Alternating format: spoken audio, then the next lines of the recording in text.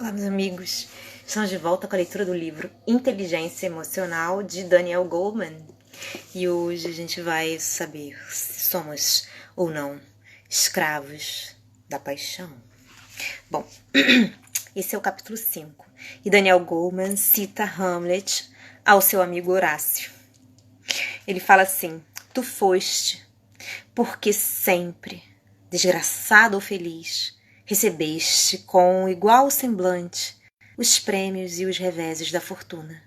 Dá-me um homem que não seja escravo das suas paixões, e eu trá-lo-ei no fundo do meu coração, sim, no coração do meu coração, como a ti.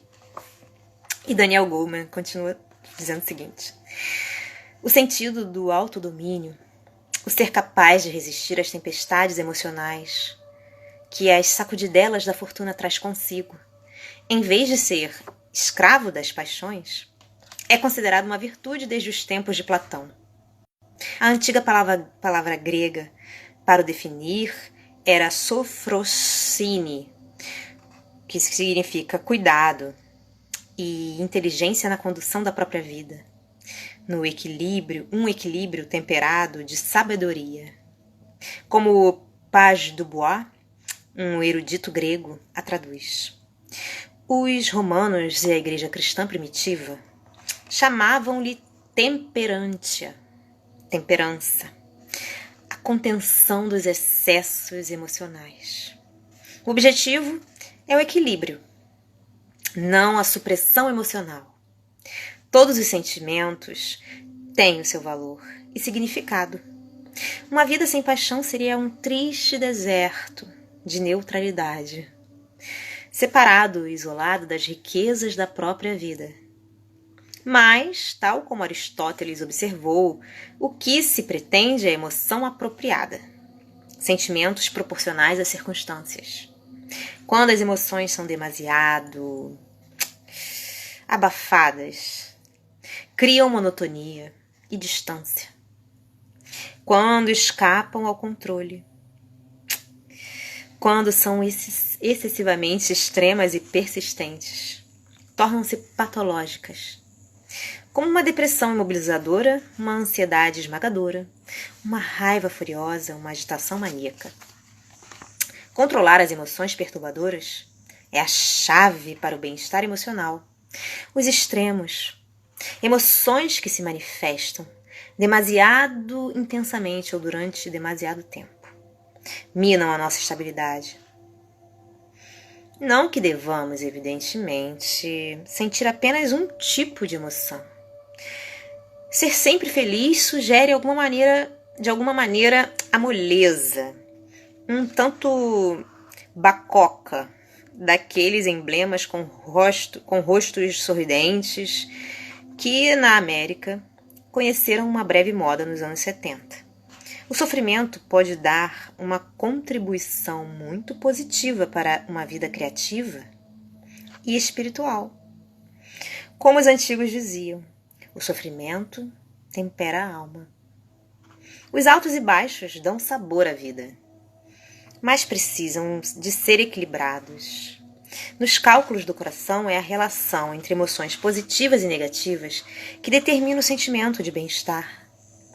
Pelo menos este é o veredito de estudos sobre os estados de espírito, levados a cabo com centenas de homens e mulheres aos quais era dado um bíper, que, a intervalos aleatórios, os avisava com um sinal sonoro, para que registrassem num pequeno caderno, as emoções que sentiam nesse momento. Não é que seja necessário as pessoas evitarem todos os sentimentos desagradáveis para se sentirem contentes. O que é preciso impedir é que os sentimentos tumultuosos corram à solta, expulsando todos os estados de espírito agradáveis. As pessoas que têm fortes episódios de fúria e depressão podem mesmo assim sentir-se bem, desde que consigam contrapor-lhes um conjunto igualmente intenso de experiências alegres ou felizes. Estes estudos afirmam igualmente a independência das inteligências emocional e acadêmica, encontrando pouca ou nenhuma relação entre notas obtidas ou o QI e o bem-estar emocional das pessoas. Tal como há na mente um constante murmúrio de fundo de pensamentos, também há uma presença permanente de emoções. Às 6 da manhã ou às 7 da tarde, toda a gente está sempre numa ou noutra disposição de espírito. Claro que em quaisquer duas dadas manhãs, a mesma pessoa pode estar com humores muito diferentes.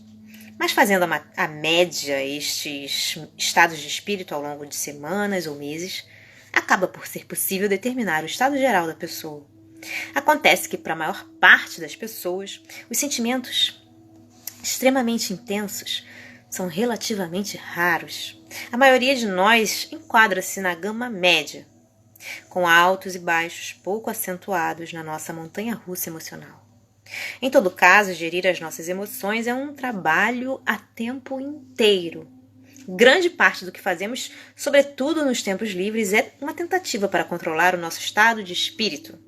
Tudo desde ler um romance ou ver televisão até as atividades que desenvolvemos e as companhias que escolhemos pode ser uma maneira de nos fazermos sentir melhor. A arte de nos acalmarmos a nós mesmos é uma habilidade fundamental da vida. Alguns pensadores psicanalíticos, como John Bowlby e D.W. Winnicott, veem-na como uma das mais essenciais de todas as ferramentas psíquicas. A teoria postula que as crianças emocionalmente saudáveis aprendem a acalmar-se a si próprias, tratando-se a si mesmas como os pais as tratavam, o que as deixa menos vulneráveis às comoções do cérebro emocional. Como vimos, o design do cérebro significa que muitas vezes temos pouco ou nenhum controle sobre quando somos invadidos pela emoção, ou sobre qual será essa emoção. Mas temos alguma coisa a dizer a respeito de quanto tempo a emoção em causa vai durar. A questão não se põe com as variedades sazonais de tristeza, preocupação ou ira. Normalmente, estas emoções passam com tempo e paciência. Mas quando são muito intensas, perduram para além do ponto apropriado, acabam por revestir as duas formas extremas, ansiedade crônica, raiva incontrolável, depressão. E nos casos mais severos e intratáveis, pode tornar-se necessário o recurso à medicação ou à psicoterapia ou ambas. Nos nossos dias, um sinal da capacidade de autorregulação emocional poderá ser reconhecer quando uma agitação crônica do cérebro emocional é demasiado forte para poder ser controlada sem ajuda farmacológica. Por exemplo, 2/3 das pessoas que sofrem de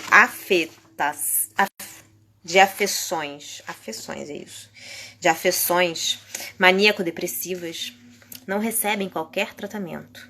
No entanto, o lítio ou outros medicamentos ainda mais recentes quebram o ciclo de depressão paralisante, alternada com episódios maníacos que misturam uma euforia caótica e a mania das grandezas com irritação e raiva.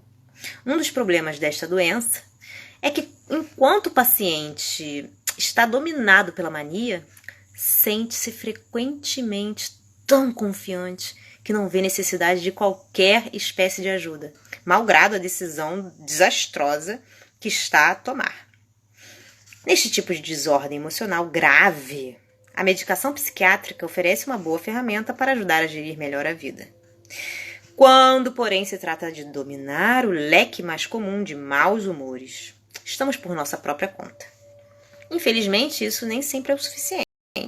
Ou pelo menos foi essa a conclusão a que chegou Diane Tice, uma psicóloga de Case Western Reserve University, que perguntou a mais de 400 homens e mulheres que estratégias usavam para escapar ao mau humor e quantas vezes essas estratégias resultavam. Nem toda a gente concorda com a premissa filosófica de que um mau estado de espírito deve ser mudado.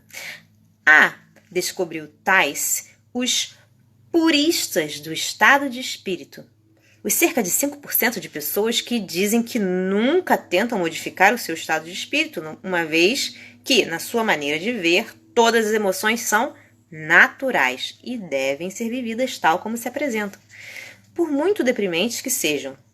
E depois há aqueles que procuram periodicamente pôr-se de mau humor por razões pragmáticas.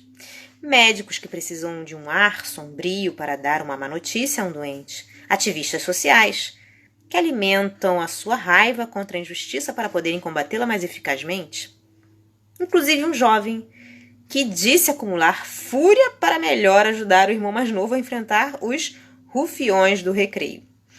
E algumas pessoas que eram positivamente maquiavélicas na maneira como manipulavam os estados de espírito. Veja-se o caso dos cobradores de contas que se enfureciam propositadamente de modo a serem mais firmes com os caloteiros. Mas excetuando estes raros cultores do desagradável, a maior parte das pessoas queixava-se de estar à mercê dos seus humores. A capacidade das pessoas de sacudir a má disposição revelou-se, segundo tais, decididamente irregular. Bom, gente, ficamos por aqui por hoje. No próximo episódio vamos falar sobre a anatomia da raiva. Espero que vocês estejam gostando dessa leitura tanto quanto eu. Um grande beijo a todos. Deus abençoe e até a próxima. Tchau, tchau.